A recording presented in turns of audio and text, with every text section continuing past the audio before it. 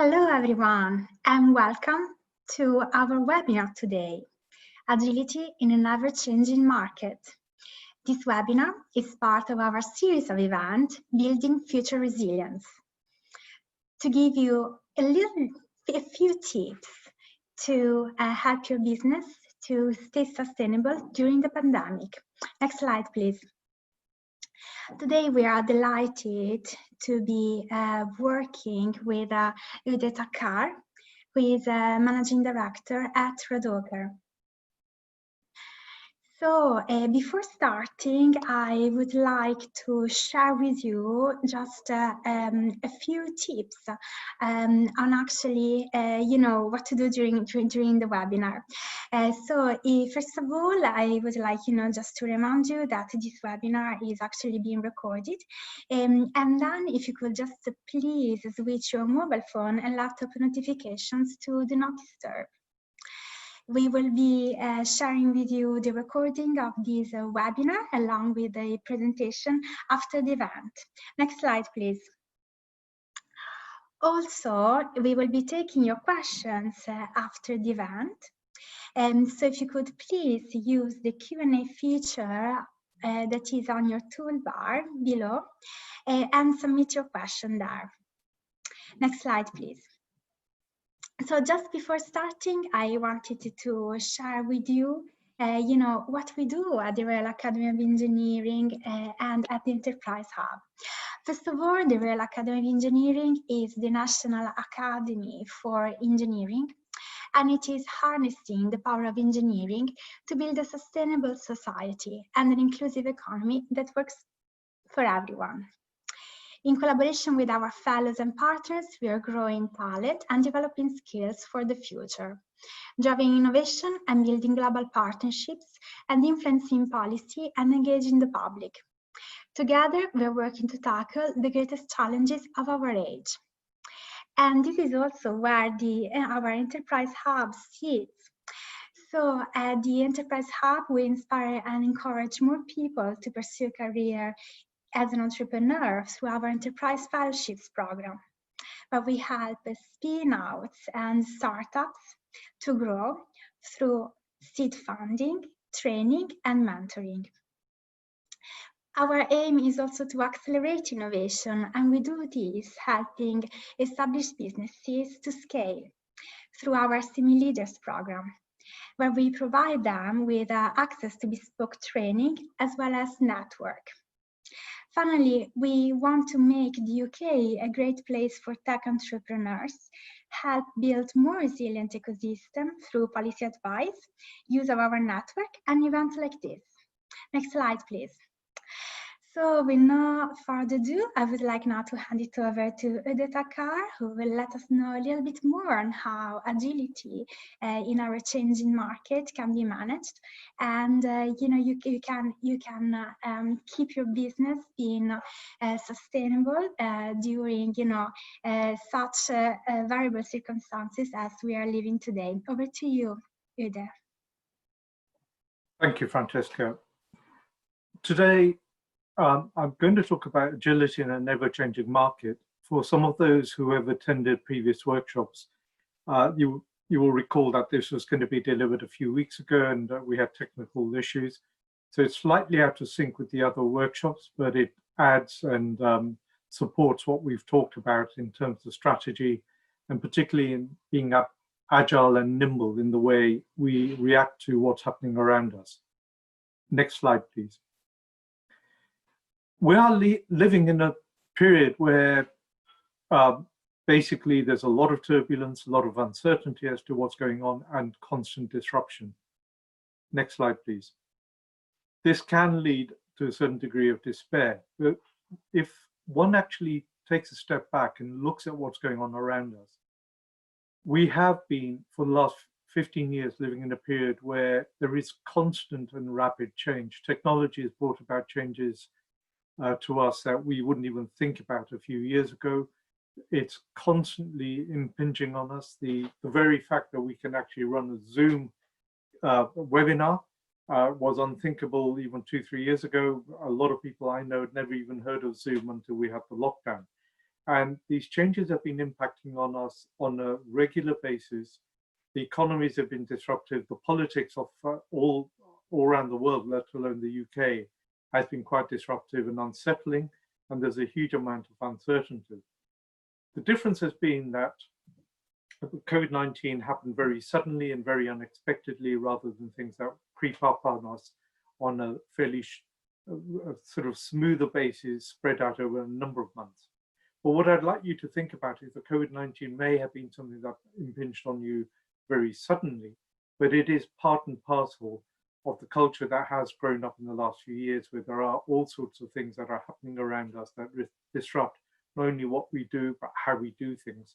And this workshop really is about to start thinking about how you create an organization or a business that can cope with these changes. Next slide, please. So in context, you have to have a strategy about where you want to end up. Where is it you want to get your business to? But instead of coming up with 3-year plans and saying these are the strategic objectives for the next 3 years, this is what we're going to deliver on in terms of strategic objectives, this is how we're going to deliver it, and this is the timelines, and this is how we're going to manage this process forward. It seems to be that one has to be far more reactive to what's going on around you and can't be reliant on saying this is absolutely the way we will go forward. So even though you need the context of a 3-year or 5-year strategy about where it is you want to be in a few years' time, in actual delivery, you want to start thinking about creating a culture within your business or your organization that allows you actually to ride with the blows, ride with the changes that are going on around you. So what you want to do is actually develop the capabilities to handle different situations as they evolve, as they impact on you. And what you can do in preparation for this is that you keep trying to discover what's going on around you and keep working on how you might meet these challenges bit by bit. So if you are prepared to run a business on the basis that we don't know all the answers, we have a rough idea where we're going, and that constantly we're on the lookout to see what the trends are, what changes are afoot, and that we're creating a culture that can look at these things and say, okay, we know this is coming up or this has hit us. What can we do? Let's try this. Let's see if it works. Let's experiment. If it works, we deliver it. If it doesn't work, we go back and try again. So you can keep testing, you keep innovating, and actually you can actually control that the speed of change, because you're actually literally staying one step ahead of it before it overwhelms you. Next slide, please. So in terms of creating a new strategy paradigm, is thinking about your strategy in terms of we are going to have constant change, and that has to be built into our processes. We cannot actually now believe that we're going to have just a single way of delivering things in a very static process, which is what the traditional strategic approach was. We have to cope with incremental and fast processes, so we have to, we've got to cope with incremental and fast changes, so we've got to have incremental and fast processes that can cope with those changes. And what we need to do is invest in changing the mindsets and behavior of the people that work for us, right from the owners or the senior management team all the way down to the employees. That we have to push delegation, we have to push the change and the actions and responsibility further down the chain, which allows the enterprise to react much faster and better. You also have to take a brave attitude to this. You have to accept that certain things are going to fail, certain things are not going to work out the way you thought. But in terms of Silicon Valley, where the typical sunny disposition the Americans have, there is no such thing as failure, there's only learning. Every time something doesn't go the way you wanted it to go, you turn around and say, what's the learning to be got out of that? How can we use that to improve what we do in future? How can we improve, how can we learn from that so the whole team knows what they want to do? So looking at how one might have approached strategy delivery in the past compared to what we should be doing now is things like looking at Traditional models of strategy were we expect a stable future. What we're now saying is we're expecting periods of stability and periods of change, and they could happen rapidly or they could happen over a period of time. Our belief was that the external conditions and our own organizations are going to be reasonably static. That allows us to implement things over a certain period of time. What we now have to cope with is a dynamic changing environment, and we have to be dynamic in terms to cope with that. Again, traditionally, most enterprises, as they grow, become more and more siloed, each department working almost independently of the others, very little cross-fertilization or ideas. We now need to be networked. Everyone needs to understand what the other departments are doing and work closely together, because that's the only way we can collectively cope with change. Again, looking at how we traditionally approach management and the application of strategy tended to be very hierarchical. The lead came from the top and it was pushed down. This is what you have to do. Now we're saying, forget that. We need everyone to understand where we want to get to. And we turn around and say, you take responsibility for actually delivering that, rather than wait for someone above you to tell you what to do. So we don't want top-down management. We want people everywhere to be able to rapidly learn and take part in fast decision-making. They can take responsibility and deliver results. And again, we don't want linear planning and control. So someone tells the management lower down, this is what we want to do, these are the controls, these are the reports, come back and report to us.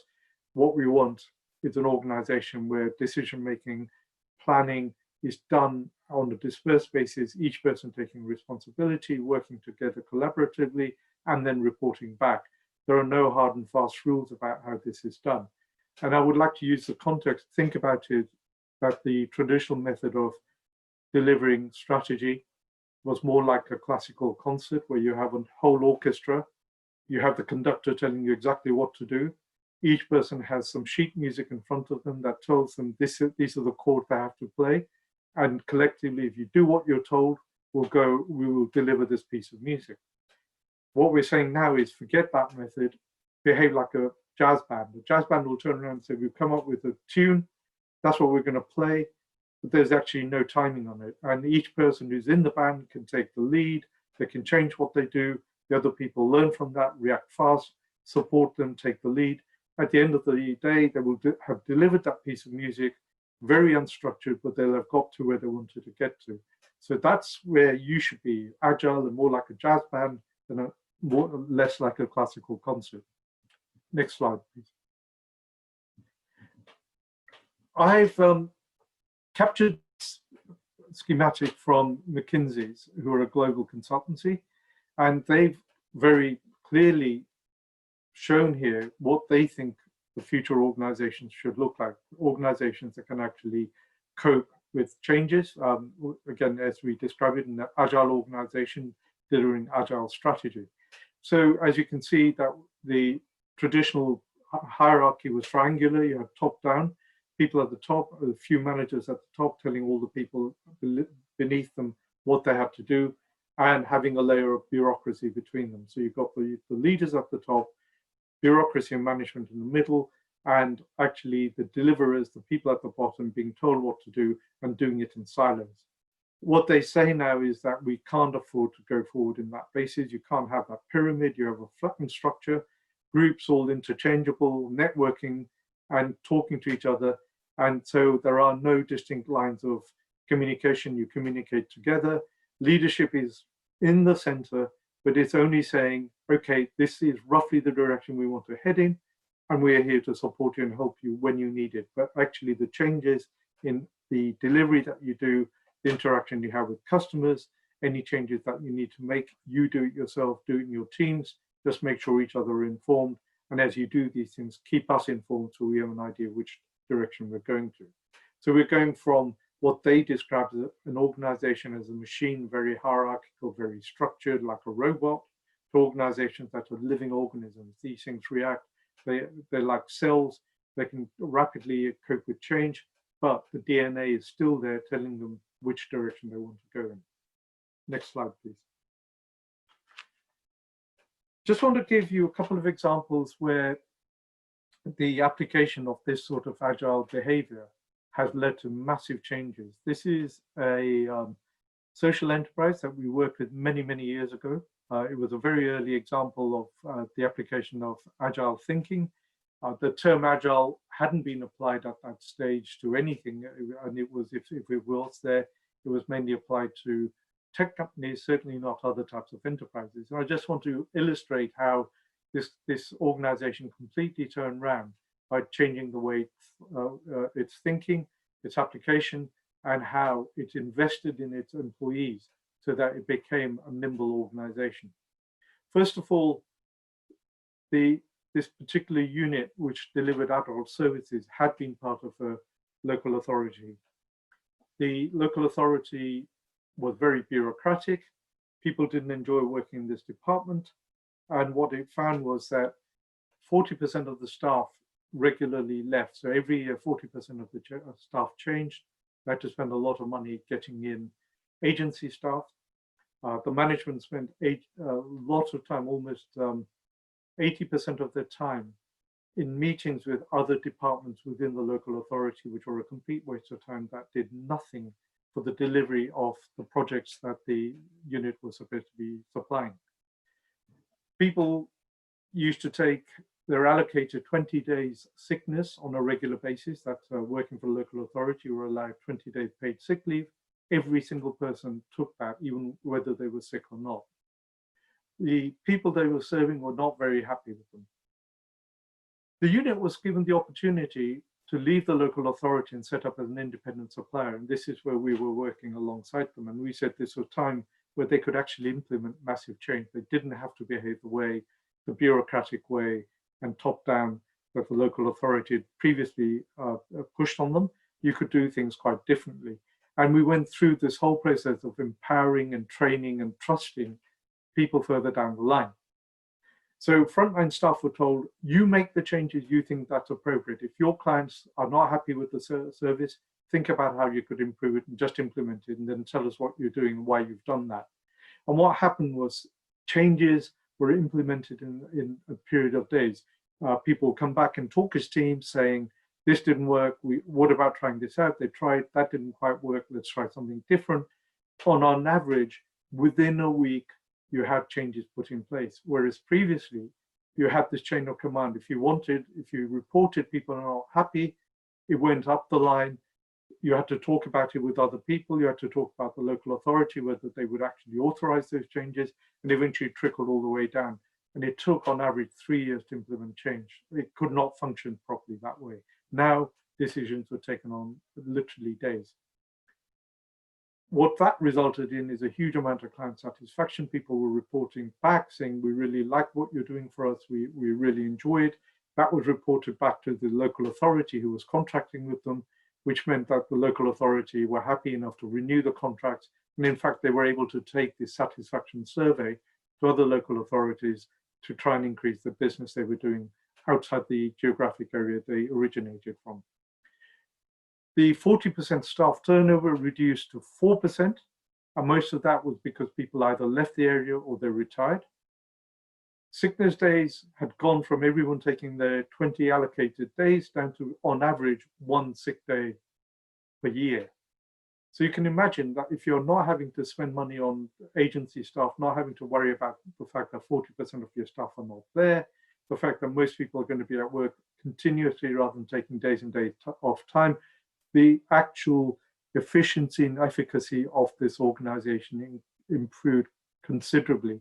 And given that the budget, the contract with the local authority was based on the inefficiencies that existed prior to them leaving the local authority, they were starting to make quite good profits that allowed them to invest even more money working and improving the employees' learning and abilities, and allowed them to expand so that they could move out of the area. They moved from where they were originally based in the Black Country, captured some contracts in nearby places, and even got a contract delivering similar services down in Devon, quite a long way away.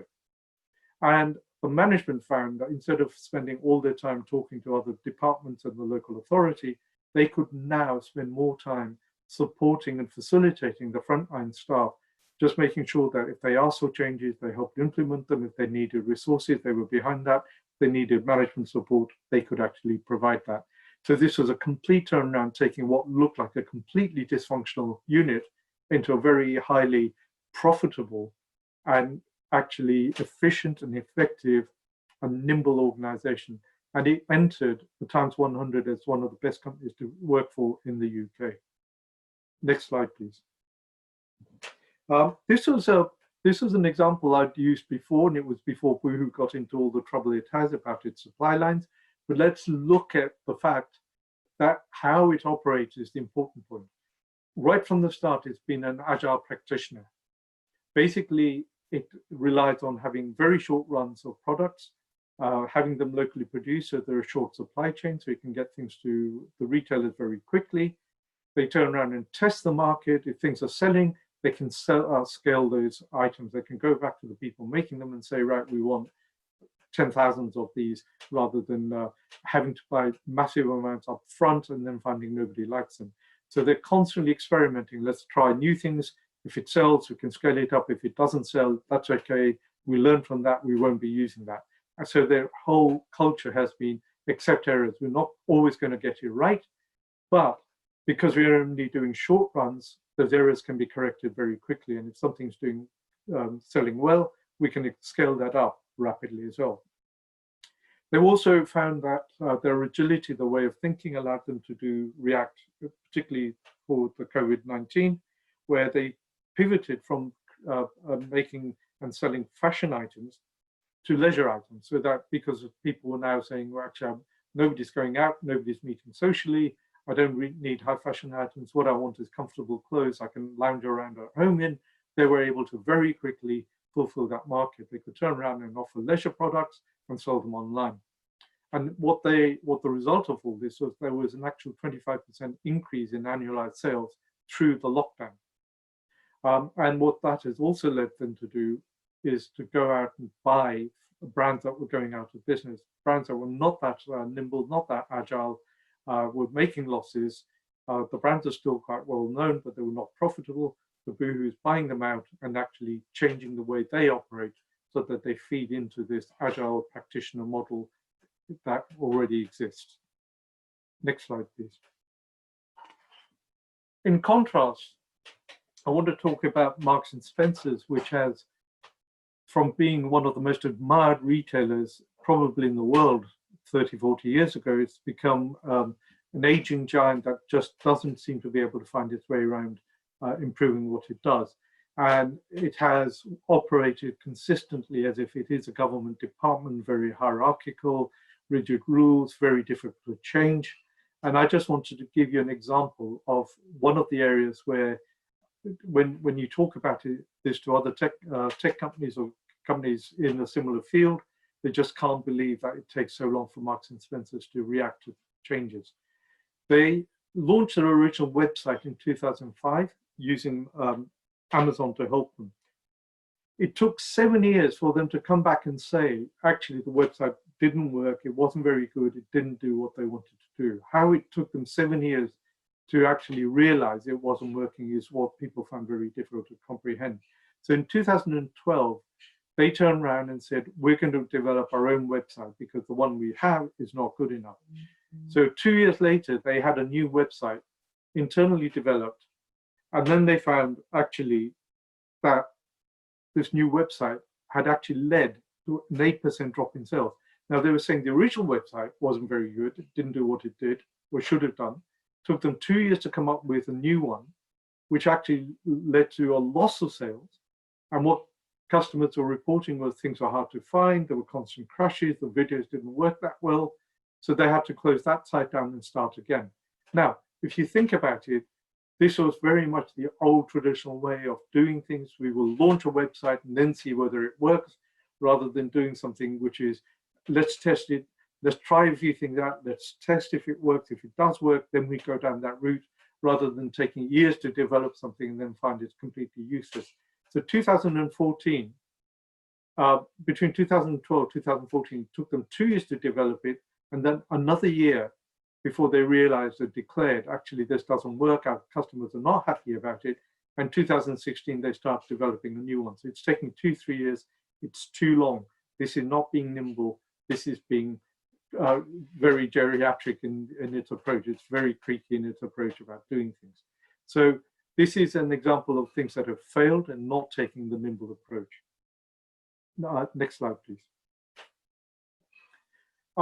There is an American academic who has done a lot of research on nimble business models and agility, and he's come up with 5 things that you need to think about in terms of agility. That there are 5 types of agility you need to consider when you're looking at your enterprise.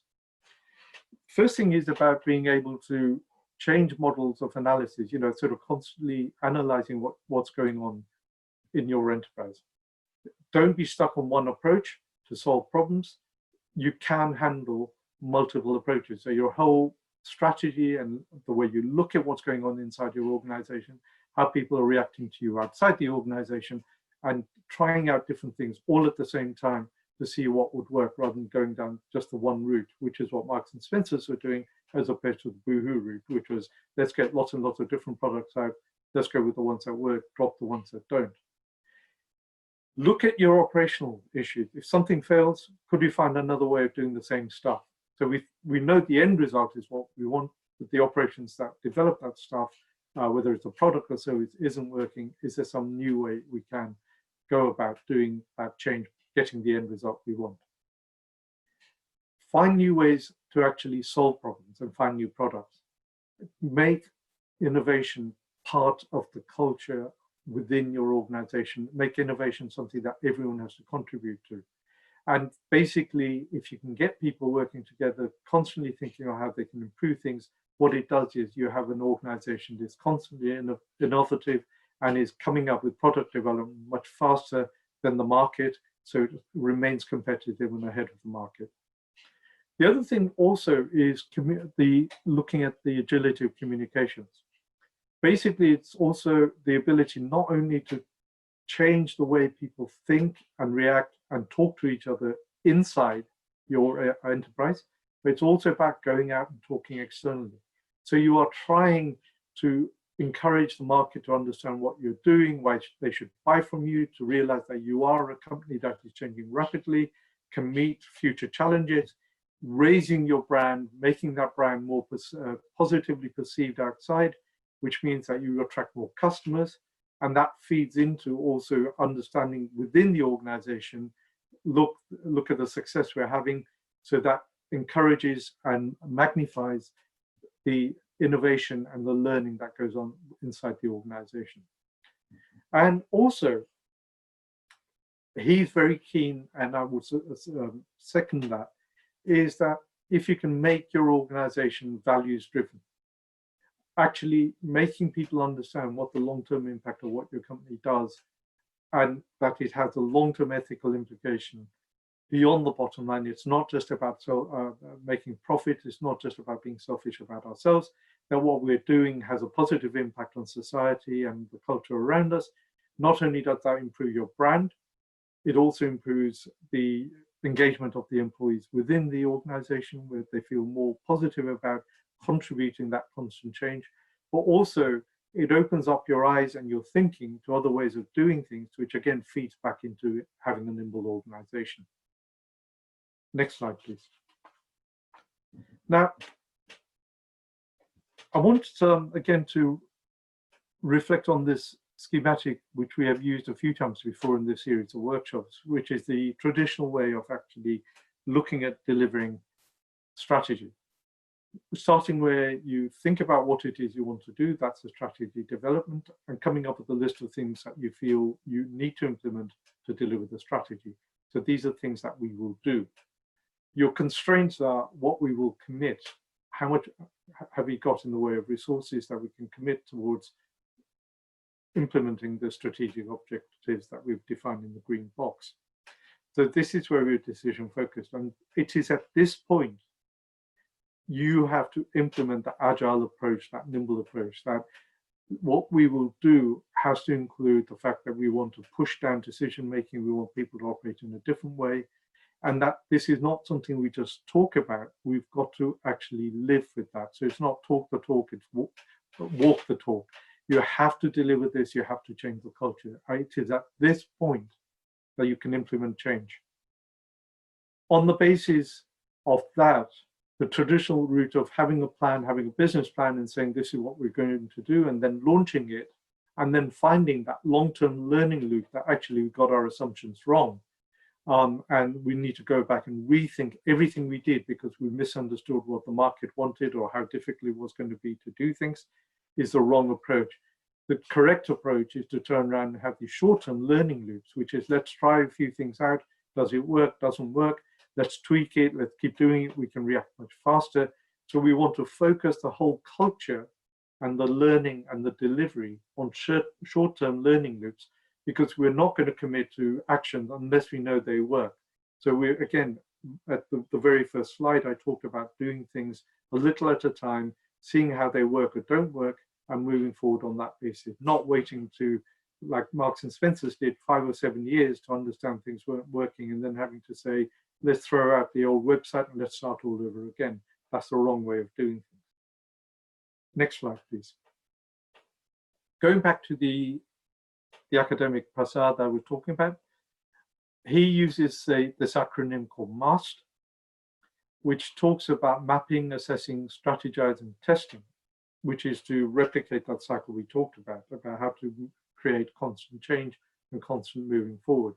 So in terms of mapping, it's that you systematically evaluate information and your own competencies and make sure that you are able to meet whatever it is the current situation demands. So you need to constantly be looking at your abilities, your organization's abilities, and what's going on, and making sure you've got the things in place that will allow you to cope with that. You also need to think about assessing where you're at, what are your current resources and what you're lacking, because part of your strategic planning is to get those new resources that you need into your enterprise so that you're prepared for what's going to come up next. The third thing is actually looking at thinking strategically how you're going to use the resources or those capabilities to help develop those so you can handle not only the current situation, but future situations that may arise. Have you got the right attitudes and flexibility and resilience in place? We've got the resources, the right resources that even though we don't know exactly what's going to happen, they can actually cope with any situation. And finally, this thing about testing. Apply all your learning on a small scale test. Keep testing things out to see if it works. If it works, then you grow it. If it doesn't work, you change, you learn from it. So basically, you're using those testing to identify areas of success. And if the testing proves things are not working out, you pivot away from that and try a different approach. That allows you to be flexible, nimble, and stay ahead of the game. Next slide, please. Just looking at it schematically, this is the acronym where Prasad used, called MAST, is effectively the same thing, which is do, check it, act on it, plan again, and keep doing that cycle, constantly testing. So you move from what is the standard now towards a new standard in the future that is better able to cope with the situation as it changes. And constantly you're working at improving the quality of your enterprise at all levels. So what you're saying is, this is the standard we're at now. We're going to keep testing and trying these ideas out, changing things, seeing what works, moving forward. So we're investing in continuous improvement. Remember, this applies at infrastructure level, tools, practices, and culture. And at each stage, we're consolidating all that learning, all those positive things throughout the organization. So this becomes the new standard. And then you repeat the cycle again and again so that you are actually acting in a way that's ahead of the curve, ahead of the competition, that allows you to cope with any type of disruption that's thrown your way. Next slide, please. Now, in terms of actually implementing these sorts of behaviors and this sort of nimble or agile approach to doing strategy, the biggest barrier in every organization tends to be embedded culture. And I see culture as being like an iceberg. You can imagine the Titanic going towards the iceberg. You think you know what the issues are because you can only see part of the iceberg, which is about the waterline, but actually the bulk of the iceberg is underneath. It's hidden, you don't see it. And that change initiative in most organizations, that's where they hit the iceberg. They think they've tackled the problem, which is the things that they can see. What they don't tackle is the things that are embedded, the depth of the culture that needs to be changed. So when you're looking at changing your approach, looking at how you're going to do things, you need to work from the bottom up. You've got to make sure all your employees absolutely understand what the changes required are, why they're important to implement, and how they need to engage with it. Very few people like engaging with change. They react badly to change. But these are some of the things that if you don't do, actually, the point is your business won't actually be in existence. And this, going back to Marks and Spencer's, has been its long-term issue. Every time it gets a new chief executive, they turn around and say, it's really, really difficult for us to change the culture. It's so deeply embedded that we can't change it. And this is something, you listen to the government now, it's talking about the civil service, that the culture is so embedded. Every time they pull the handle, nothing happens because the culture just will not allow things to occur. So you really need to work very deeply on the culture of your enterprise to ensure that change does happen and that change happens continuously. Next slide, please. So when you're thinking about implementing the way you want to do things, again, this schematic, this box tries to summarize all the things that you need to be thinking about. And you will be getting a copy of this, so you can go through this in greater detail. So it's the most important thing is about the people. It's about training the managers to think about things in a different way, to engage with the vision, that they need to inspire and model their behaviors and coach the people below them so that they can start taking decisions. It's all about attracting and retaining the best talent, constantly challenging the existing culture and mindsets and improving them, creating opportunities for employees to form organic networks across the organization. Going back to that slide from McKinsey, you want to go from that pyramid to that flattened surface, the flattened structure, very much like an organic cell. It's basically everyone talking to each other and delivering. And you want to do that across processes, again, looking at teams and the teams working together to create value and how you share those resources and that learning. It's also about technology, making sure not only you're aware of what technology can provide for you, what tools you can that are coming up that can be used to make your teams actually deliver many of the things and do them more effectively and efficiently. And again, also communicate with each other better. How can we keep investing in technology so that we are doing the right thing? And this will only work if you change the way you manage the whole entity. You have to simplify and delayer reporting structures. You have to flatten management structures. As I said earlier, you've got to get management down, right as low down as you can. You get your employees to take critical decisions. They feel safe in taking them, that they won't be sacked or shouted at if that happens, except that you will have some failures, but you have to learn from that. So you have to limit central interference. You don't want the bosses constantly interfering and challenging what people are doing at the front line. Streamline decision-making, delegate responsibility to the front line. But these are all bits and pieces that you have to implement together to get an organization that is able to actually act in an agile way. Next slide, please. So when, again, using this other schematic to show you that some of the issues that relate to changing the way an enterprise behaves, tools and processes are quite easy to change. It's you basically turn around and say, here are the tools we're giving you, here are the processes. So these are things that are dynamic. You can change them very often. They're very highly visible, but they're not very powerful. Just giving people tools and processes doesn't actually get you far. It's much harder to change practices. And again, you have to keep training people, getting them to understand, to engage with you, that their practice, the way they do things change. And again, that's a little bit harder than just coming up with new tools and processes. Those things that are harder to implement, but give the most powerful, the things that will most impact on your enterprise, are things where you need to change principles of the way people behave and relate to each other, and how the principles of top-down implementation of orders goes out the window, and you change the principles in the way people react to each other and how they deliver services and who takes responsibility. Harder still about changing and implementing values, that we want things done in the right way. We want to make the organization a learning organization. We want to create a safe space where people can learn and implement, and that they're not going to be shouted at or they're scared of being sacked. And all this leads to a change in mindset that needs to be implemented and supported and engaged with regularly. Hardest thing to do, but if you can do it, it's incredibly powerful. And that's what management, or you as the owner of a business, needs to invest in.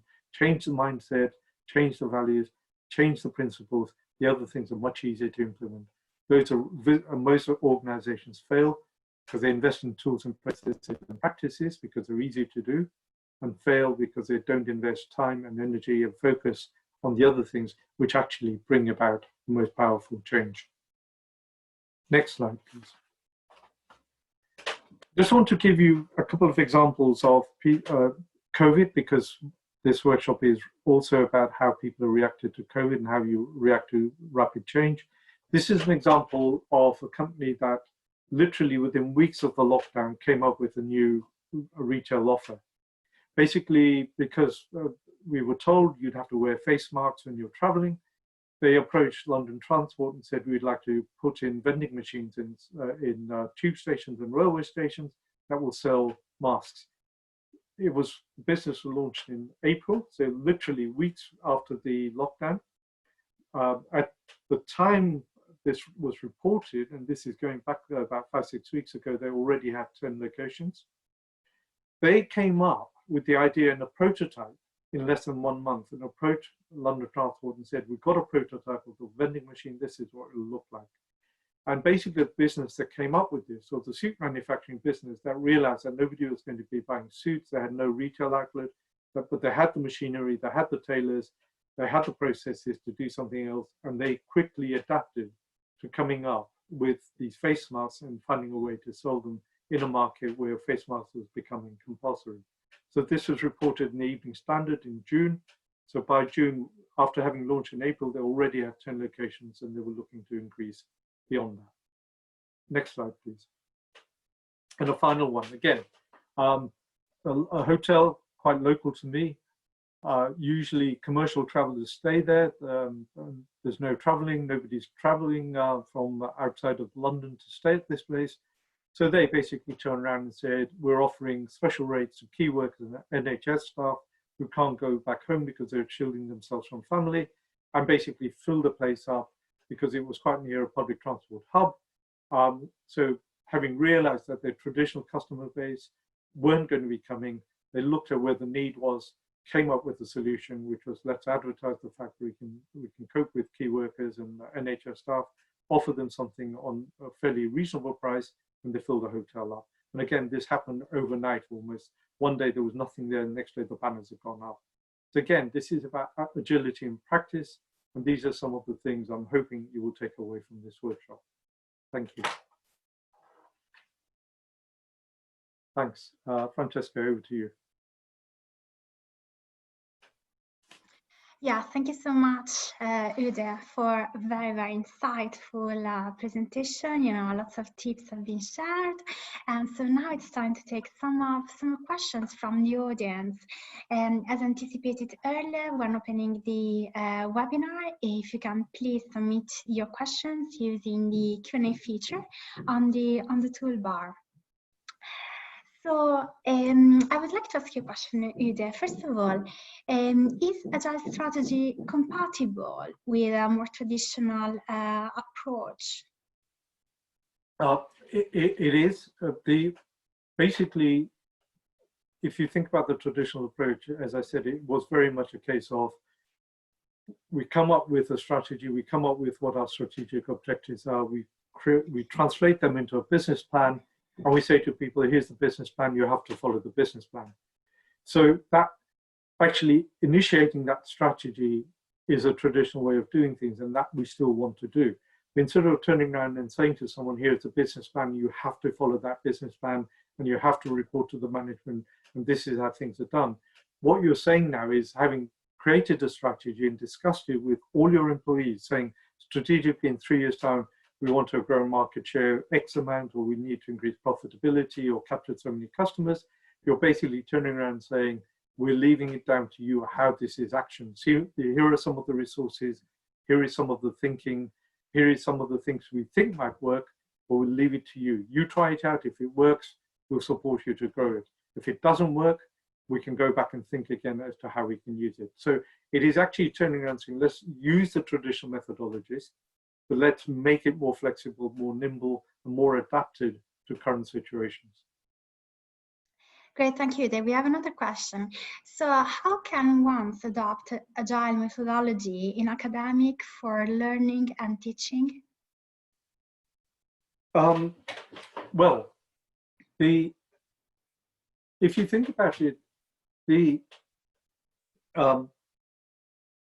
very much depends what sort of learning and teaching we're talking about, because in academia, there is a certain number of things that have to be taught. There is a certain level of information that people have to imbibe to understand that subject.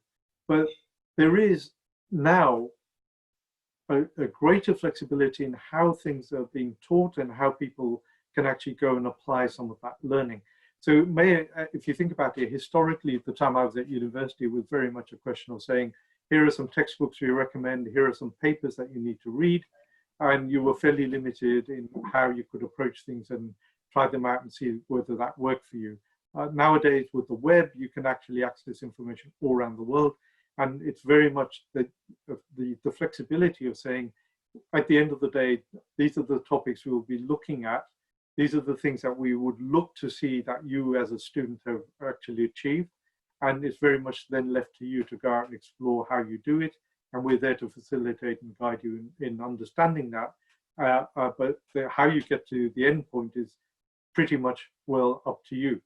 And I think also when you find that increasingly academics and some of the people, when I mentioned a number of academics on this series of workshops, if you go back and read their literature, quite often they're very much left to their own devices as to, you may be a lecturer in, say, strategy, or you may be a professor of enterprise, but how you think about new ways of explaining things, how you go and develop things yourself, we're leaving up to you. We're not prescribing things. Go away and think about it and come up with new approaches. And what is so interesting about this whole field is constantly the approach that people are taking, how they deliver it, how they state it is changing. Strategy used to be something that came out in thick, big books that you had to plow through, very difficult to understand and implement. Nowadays, people are using things like the business model canvas, a visual tool, very flexible, very fast. And again, it was created by an academic. But, I think this change is already happening. This is just about making sure this carries on and we do it in a more consistent way.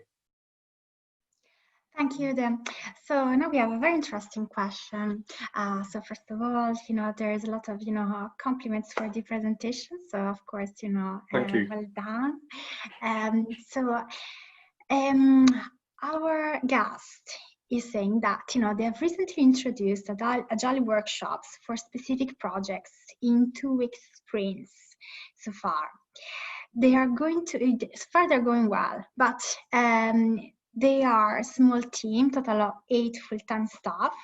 Do you have any tips for striking the business as usual versus Agile work balance?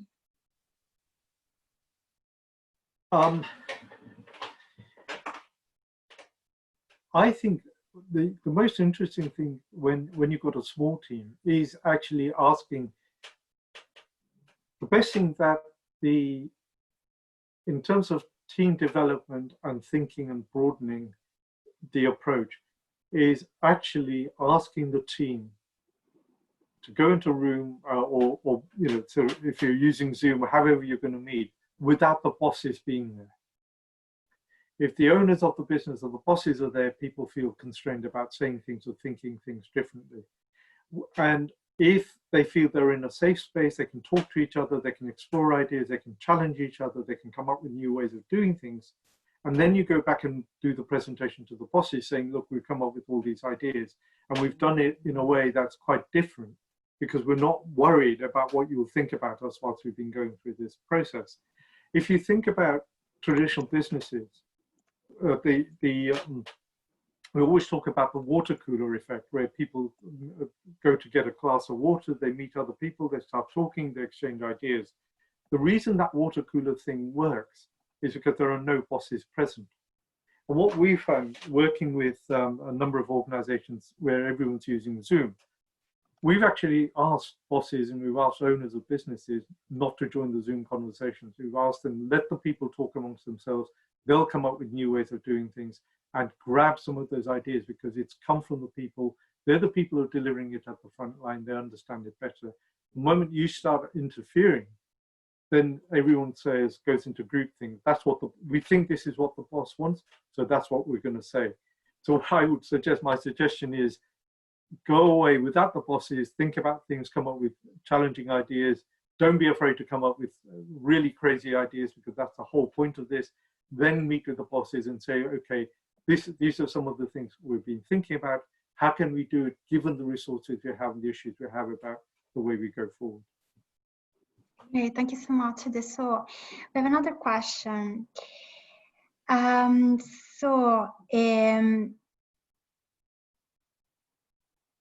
second. Yeah, so basically another one of our guests is asking, one second, just bear with me.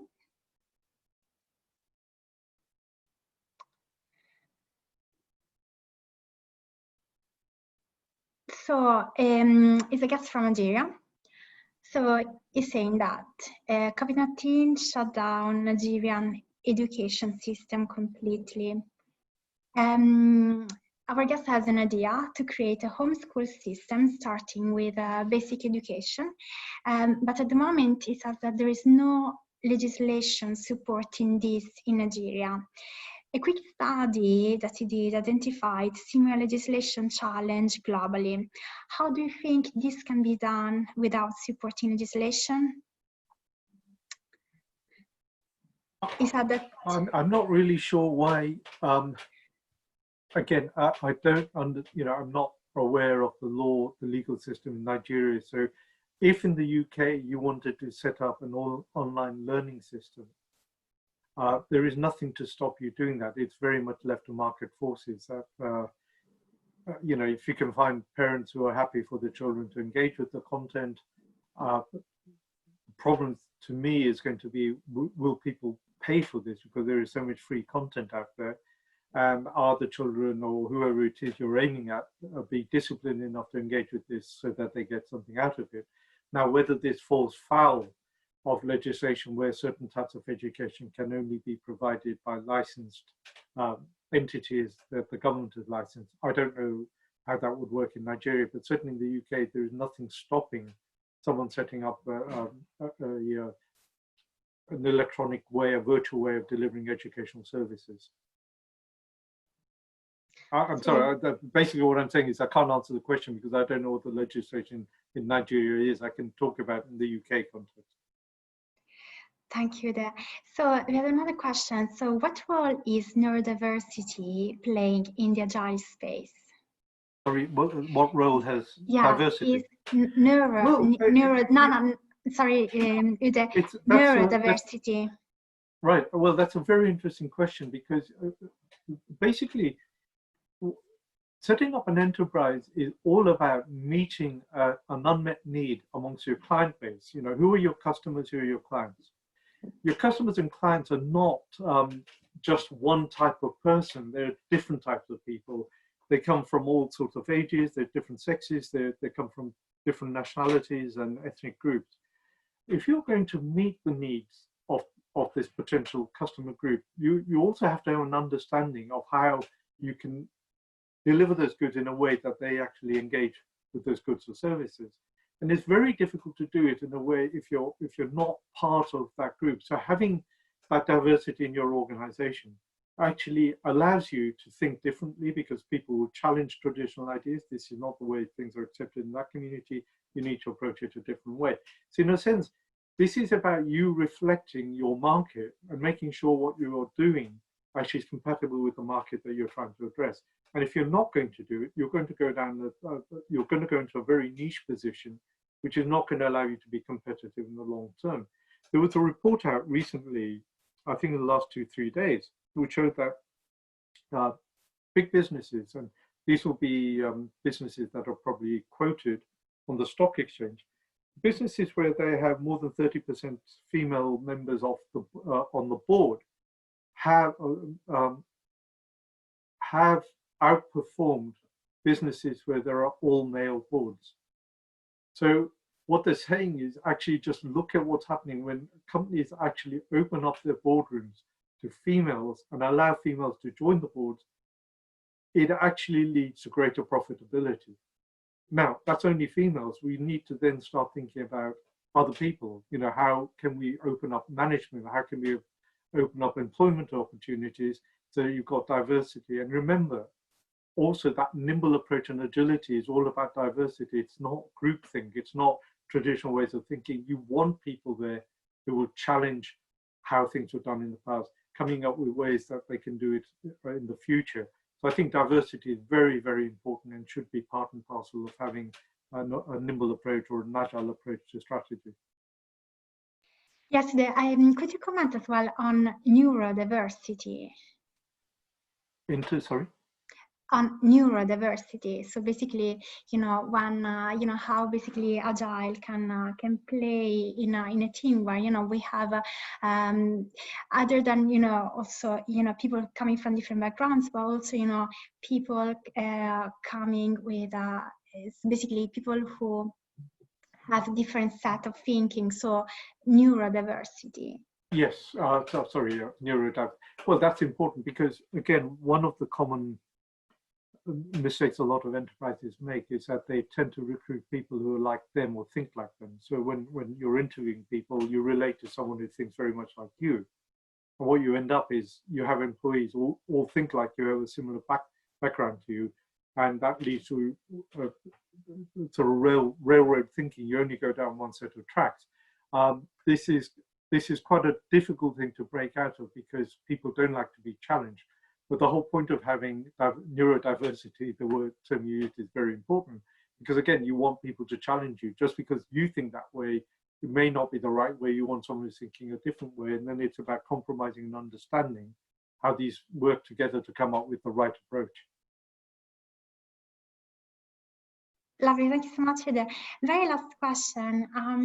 So how can you measure the success of Agile as opposed to traditional strategy methodologies? Well, it's very hard to, if you're a small company, it's very difficult to implement because unless you, the point is that the traditional way of measuring things was that actually we've got a fairly static environment around us. Things are not changing that rapidly. And we have time to implement processes. You allow layers and layers of management to develop and so on, and you operated on that basis. What has happened is that through these periods of rapid change, we have found that traditional methodology doesn't work that well. Companies that have used that traditional approach and won't change are struggling. Again, I will use that example of Marks and Spencer's. It's been a slow decline because Marks and Spencer's find it cannot change its culture. That's a very common example of a business that is not succeeding in the current environment. It can't change, it can't cope with rapid change. So rather than, it's the other way around answer to this. It may be difficult to prove that the Agile approach actually is better than the traditional approach, but what we can show is that where people insist on remaining within the traditional approach, they're not doing that well. which implies that if you've got a more nimble and agile approach, you've got a better chance of actually surviving, becoming sustainable and successful into the future. Lovely. Thank you so much. Thank you so much, for providing us your insight on agility and how, to react in an ever-changing market.